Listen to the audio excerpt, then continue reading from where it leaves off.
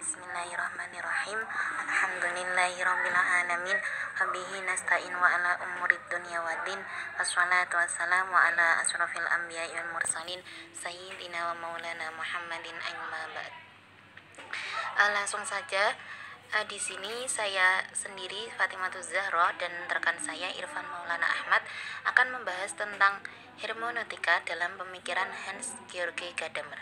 Sebelumnya, ilmu hermeneutika berbicara seputar logos yang berarti bahasa, teks, isi, pikiran, kata, dan pembicaraan. Banyak filosof zaman kita melihat bahwa bahasa merupakan objek dan tema terpenting pemikiran mereka. Bahasa dimengerti dalam arti lebih luas, yaitu dalam arti teks, tekstur, tenunan struktur. Maka para filosof sekarang menganggap filsafat sebagai suatu teks yang harus ditafsirkan. Dengan demikian, filsafat menjadi filsafat mengenai filsafat atau hermeneutika. Di sini kita akan membahas tentang filsafat mengenai dalam ilmu hermeneutika. Dalam rangka ini telah diterbitkan sejumlah buku yang dikarang oleh Hans Georg Gadamer.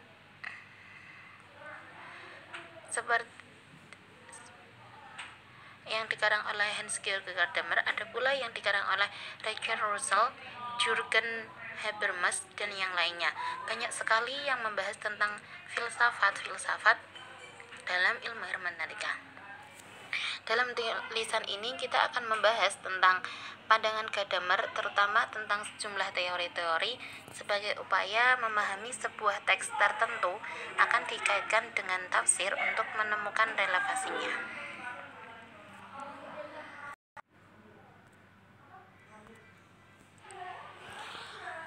Selanjutnya kita langsung saja masuk ke pembahasan yang pertama, yaitu tentang siapakah Hans Georg Gadamer tersebut. Saya yang akan menjelaskan tentang siapakah Hans Georg Gadamer. Hans Georg Gadamer merupakan tokoh hermeneutika yang dikenal juga sebagai tokoh Protestan. Hans Georg Gadamer lahir di Marburg, Jerman pada tanggal 11 Februari tahun 1900.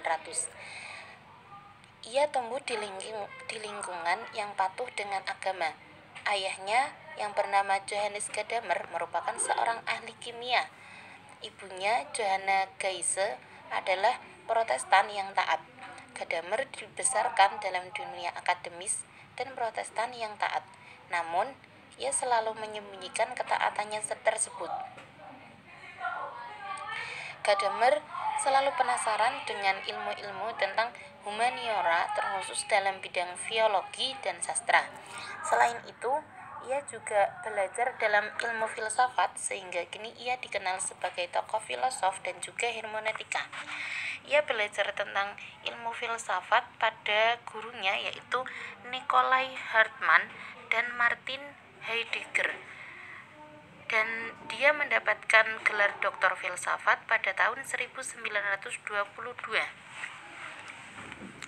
Gadamer merupakan seorang yang aktif dalam mengembangkan ilmu pengetahuan, khususnya dalam bidang filsafat.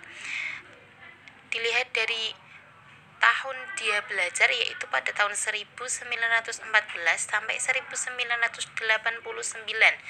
Ia dikenal sebagai penulis kontemporer dalam bidang hermeneutika. Terus pada tahun 1939 ia juga memperoleh gelar akademik tertinggi sebagai profesor yang kemudian diangkat sebagai rektor universitas di Leipzig, Jerman Timur. Gadamer sangat berbeda dengan Heidegger.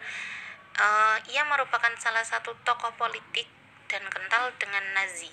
Namun, Gadamer merupakan sosok yang anti-Nazi dan juga tidak aktif dalam bidang politik.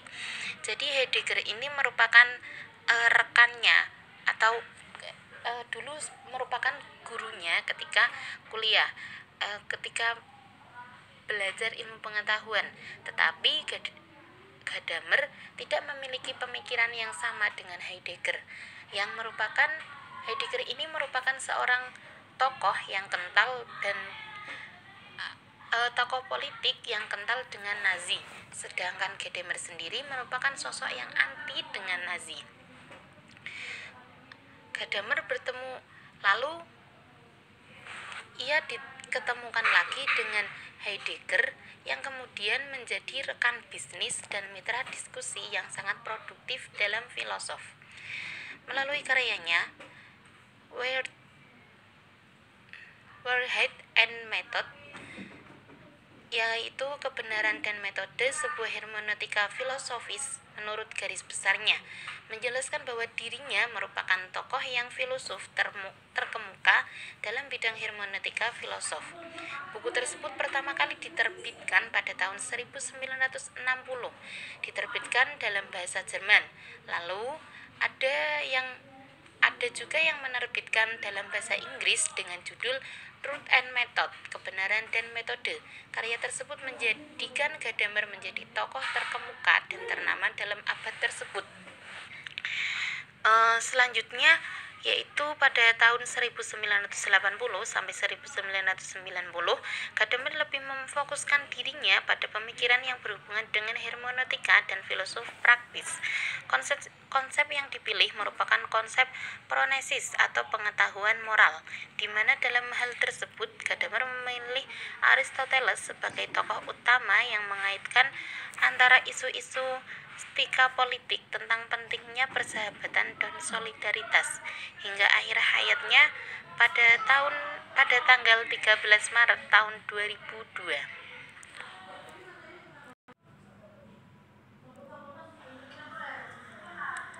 Penjelasan selanjutnya yaitu tentang pandangan Hans-Georg Gadamer tentang hermeneutik filosof. Menurut Hans-Georg Gadamer, hermeneutik filosof bukan merupakan metode dalam filsafat, tetapi hermeneutik filosof merupakan pandangan tentang fenomena dalam pemahaman. Pemikiran Gadamer mengenai filosof ontologi merupakan suatu bangunan sendi yang dijadikan sebagai inspirasi dalam pemikiran Schleiermacher dan Dilthey yang dipandang terlalu idealistik.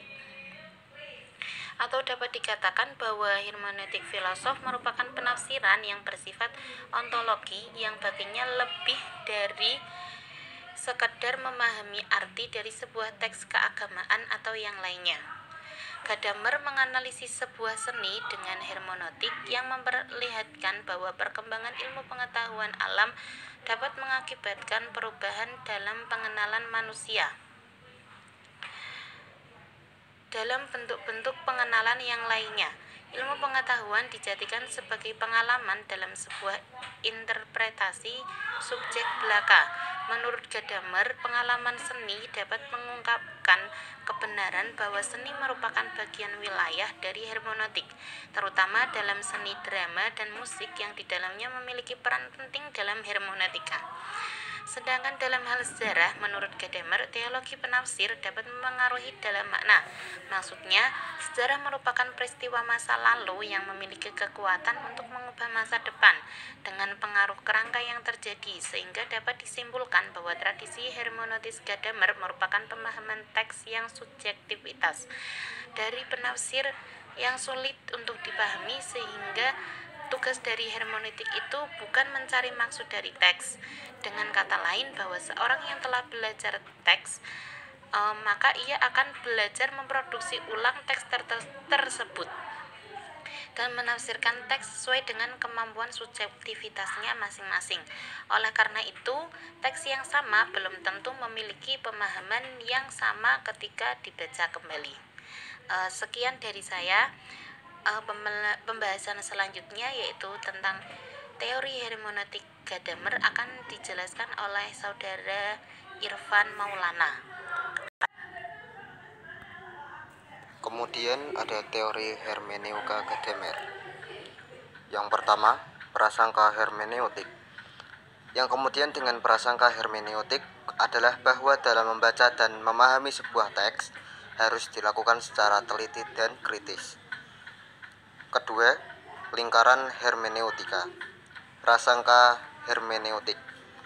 Bagi Gadamer, nampaknya baru merupakan tangga awal untuk dapat memahami sebuah teks secara kritis. Yang ketiga, aku, engkau, menjadi kami.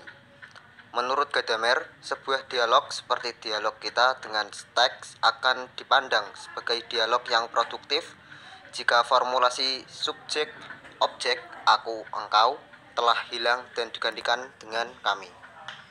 Keempat, hermeneutika dialektis.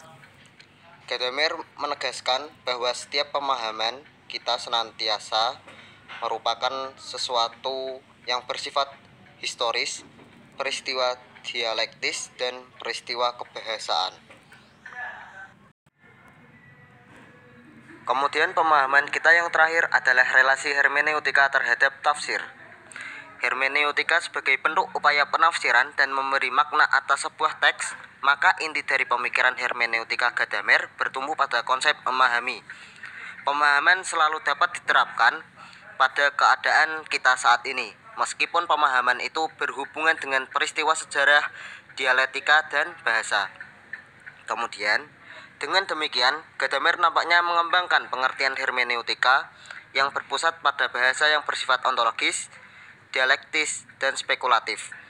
Tujuan hermeneutikanya bukanlah suatu metode, bukan pula membuat sejumlah aturan yang bersifat objektif, sah, melainkan memahami pemahaman sekomprehensif mungkin. Mungkin itu pembahasan dari kelompok kami. Apabila ada pertanyaan atau sanggahan atau tambahan dari teman-teman, kami persilahkan. Terima kasih atas perhatiannya dan mohon maaf apabila ada kekurangan baik dalam materi atau dalam pengucapan. Sekian, wassalamualaikum warahmatullahi wabarakatuh.